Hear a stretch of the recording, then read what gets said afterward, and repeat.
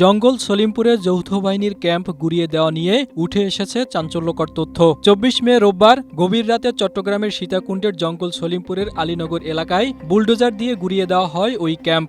এছাড়া কেটে দেওয়া হয়েছে রাস্তাও। বর্তমানে জঙ্গল সলিমপুরে পুলিশের দুটি ক্যাম্প রয়েছে। এর মধ্যে একটি সলিমপুর পাইলট হাই স্কুলে, অন্যটি আলীনগর হাই স্কুলে। সম্প্রতি আলীনগর হাই স্কুল থেকে কিছুটা দূরে সেমিপাকা একটি অস্থায়ী ক্যাম্প করা হয়, যেটি আগামী ৩১ মে উদ্বোধন করার কথা ছিল স্বরাষ্ট্রমন্ত্রীর। কিন্তু রোববার দিবাগত রাতে সেই ক্যাম্পটি ভেঙে গুড়িয়ে দিয়েছে সন্ত্রাসীরা।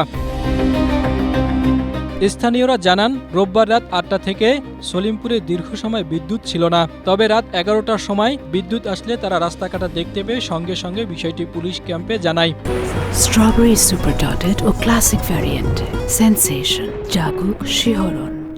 খবর পেয়ে পুলিশ ঘটনাস্থলের কাছাকাছি এলেও সাহস পায়নি সন্ত্রাসীদের প্রতিরোধ করতে, বরং অভিযান চালানোর জন্য অপেক্ষা করছিলেন আলীনগর ক্যাম্প থেকে রওনা দেওয়া টিমের জন্য।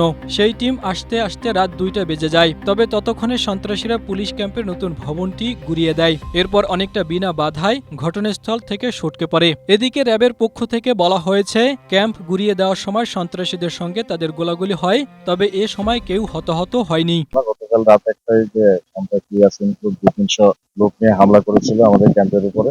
তো আমাদের ক্যাম্প আইনানুগভাবে এর প্রতিকার করেছে এবং তারা বিভিন্ন ধরনের অস্ত্র, দেশীয় এবং AK-47 রাইফেল এগুলো দিয়ে ফায়ার করেছে। আমাদের সদস্যরাও পাল্টা গুলি করেছে। তবে পুরো ঘটনায় কেউ হতাহত হয়নি।